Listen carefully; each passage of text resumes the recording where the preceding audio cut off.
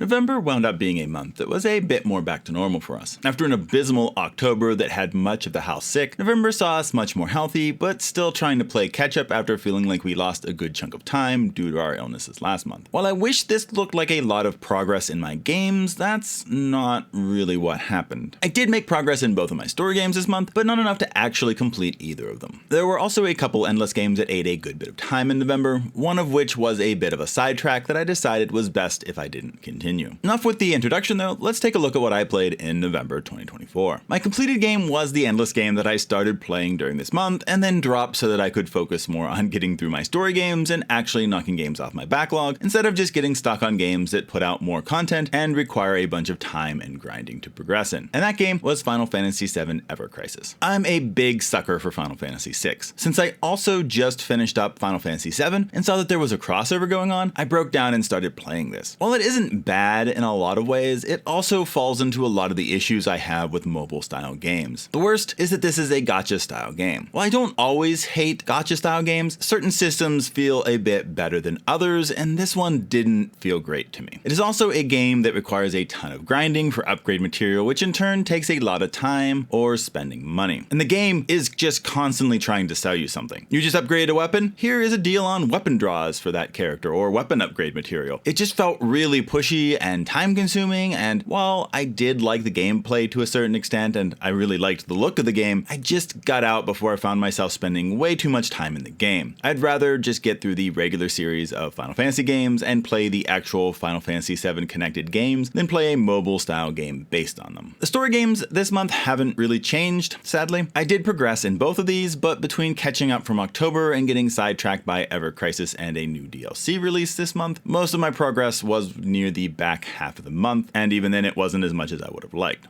The first story game is Stardew Valley. I am well into fall of year 2 at this point. I'm getting into a fairly good cycle of production now on the farm, and I'm seeing my profits increase a decent amount. I was able to get all of my tools, except for my garbage can, upgraded to Iridium this month, and finally maxed out the fishing stat to get all of the different skills maxed. I'm looking forward to getting the new mastery bonuses that were released with the 1.6 update now that I'm done with all the skills and am now earning experience towards those bonuses. I think this month my character also had a child for as much use as they are in Stardew Valley. There is still a lot that I want to do for my farm, but I am pretty happy with how I am progressing, even though there are some things that I would like to work on a little bit more as well. I don't really think that I've seen a lot of unique content to the expanded mod this month, but I do think that I need to progress a quest to really see more than that, and I haven't put the focus on doing that yet. I need to grow starfruit, I think, and I just haven't done that. I think that's going to be one of my goals to try to do next month, but we'll see if I actually remember to do it and how much I progress on it, even if I do start to do it.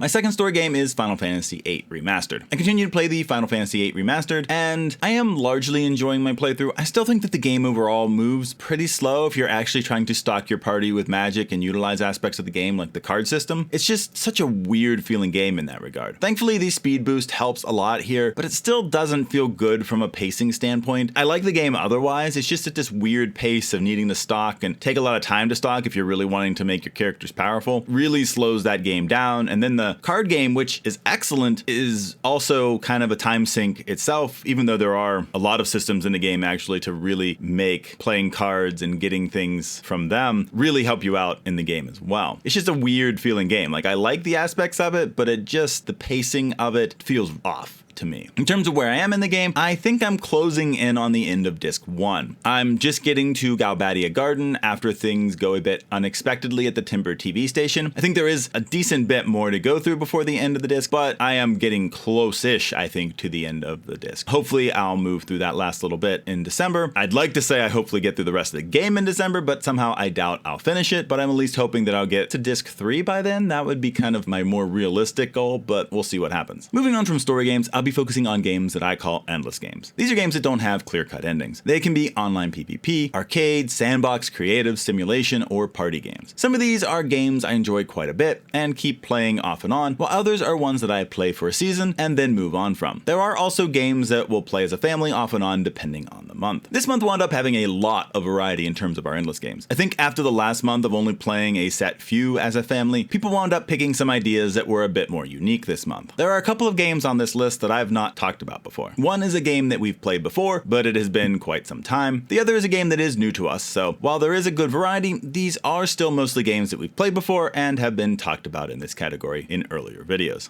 The first endless game is Fortnite. November brought some changes to Fortnite, with more to follow in December. The most obvious is of course the new mini-season with Chapter 2 Remix going on. Wasn't exactly what I was expecting. I wasn't expecting a musician-filled mini-season with the Chapter 2 map and locations that were also slightly changed due to the rappers. I don't say that as a negative, as I have enjoyed the season, just wasn't what I was expecting. I was thinking it was going to be more like the OG season. While it kind of was in some ways, it also was its own thing, which I kind of liked, but also just was surprised by. The new season also saw a change to the Festival Pass, as it is unlocked by experience now instead of the notes that unlocked stuff previously. I feel like Fortnite is going to need to figure out how to balance this new way of unlocking the Festival Pass, as I was able to get the full pass very, very quickly. I do like that everything unlocked with XP now, and that all the modes give XP for quests. Still seems a bit off in terms of being balanced, but I'm hoping it'll all get evened out with time. Looking forward to December, as it will bring the start of Chapter 6. It will also bring the removal of Battle Stars, which I don't really mind. I thought the concept of Battle Stars was interesting, but it didn't really work the way that they were kind of advertising it, since you couldn't actually pick whatever you wanted to get next. I also like the theme that the next chapter seems to be going with, which is more Japanese style theme. So yeah, I'm looking forward to see what December brings for Fortnite, and Fortnite is definitely one of our most played games and one that I continue to enjoy.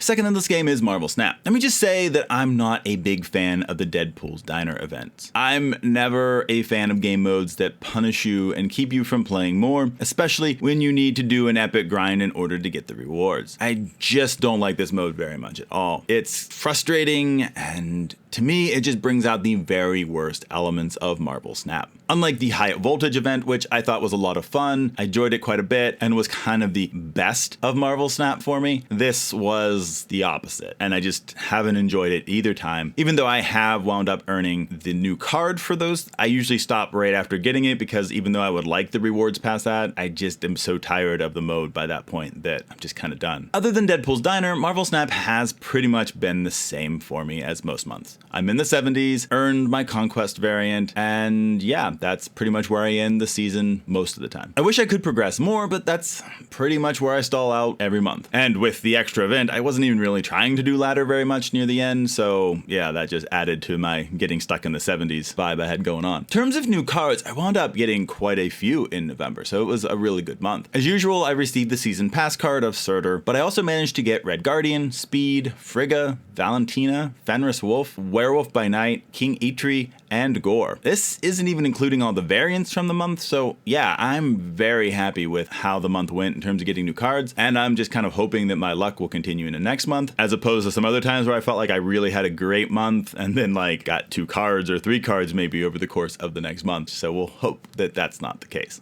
Third endless game is NGU Idol, and continue to make consistent progress in this game. While evil difficulty has been a shift in some ways, like I mentioned in last month's video, I continue to make much better progress in it than I expected to. I have finished up the 100 level challenges and even did a couple 24-hour challenges. I was also able to get a few full sets of equipment as well. This feels like pretty good progress to me. While I am looking forward to being done with this game at some point, because it's just kind of wearing out its welcome for me and it's not the most engaging game of all time, I've gone this far, I kind of just want to say I've completed it. At least that's how I feel for now. If I get stuck in a really long feeling grind, it's probably done for. But as of right now, I'm feeling like I am making progress, and that's enough to keep me going. Fourth game is Warframe. We didn't play as much Warframe this month as we did together as a family in October. I did play it on my own some to farm standing in a couple of factions like Ostron and the Perrin sequence. I also played a bit with my son during the month to farm some money and work on finishing the last few places I need on my star chart. I think I only have like 2 or 3 more locations to go. They're all the newest Deimos locations, but I feel like I'm nowhere near ready for the Steel Path even when I do get those completed. Fifth endless game is Overwatch 2. As expected, we heavily decreased the amount of time we played Overwatch 2 together as a family. We did still play it a time or 2 in November, but that's nowhere near the amount of time we played it in October. We do enjoy Overwatch 2 quite a bit, and are getting better at it overall as a family, but it just doesn't tend to be our go-to game when we're not sick and trying to keep a distance from each other. The sixth endless game is Vampire Survivors. This was the other game that I spent quite a bit of time in this month. This was due to the Ode to Castlevania DLC that released right at the end of October. It is by far the largest DLC that Vampire Survivors has put out yet. This meant that I took quite a bit of time to play through it, but even with probably 15 to 20 hours put into it over the month, I still haven't unlocked everything that the DLC has brought to the game. I did put together a DLC review for it this month, so if you're interested, I'll leave a link on the video and in the description so that you can hear more of my thoughts on the DLC. The seventh endless game is Rock Band 4. While we do enjoy the Fortnite festival rhythm part, it doesn't really stop us from playing Rock Band 4 every once in a while as well. Playing on the instruments and actually having to sing the songs is different enough that makes pulling this out worth it every so often. While we don't do it more than once every couple of months or so usually, it's still fun when we do. The eighth endless game is Stickbold. Having a couch co-op dodgeball game is a ton of fun. While we haven't played this game since last summer, it is still a good time. The goofy nature of the game and the fun of trying to hit each other with balls or weirder items like sausages, jellyfish, or bees, depending on the stage, makes for an enjoyable time of playing together and can be quite funny as you recall moments where, maybe there was a team kill or somebody got a great shot or all the things that go on in this game. It just makes for fun times. The ninth endless game is Towerfall Ascension. I'm pretty sure this may have been one of our earliest video games we wound up playing together as a family. May not have been the first, but it was one we played a lot early on. For those who don't know, Towerfall is a game about shooting enemies with arrows of different types. There is both a campaign mode to the game, but you can also play versus each other, which is what we do most of the time and is also a lot of fun. It can get quite chaotic depending on the arrows that are being used and how many people are still alive, but we tend to have a blast with this game. This isn't one that I've mentioned here before because we hadn't really played it for a while and decided to give it a try again this month, and we still enjoyed ourselves. The last endless game is Ultimate Chicken Horse. This was a new game for us that we played together this month. Ultimate Chicken Horse is a game where you're trying to reach the goal of a stage. There's a starting point and a goal that you need to reach. This may seem very simple, but every round you're able to pick an item to help build the course or make it more deadly. Because you see, the game scores on a point system. If everyone survives the course, it's considered too easy and nobody gets any points. So you want to make a dastardly course to knock a couple people out. Problem is, you don't want to make it too treacherous because you don't get any points if everyone is knocked out either. It's crazy, chaotic fun that I have a feeling we'll be coming back to in the future. I didn't really know what to expect going into this game, but I really enjoyed it and found it to be quite a bit of fun.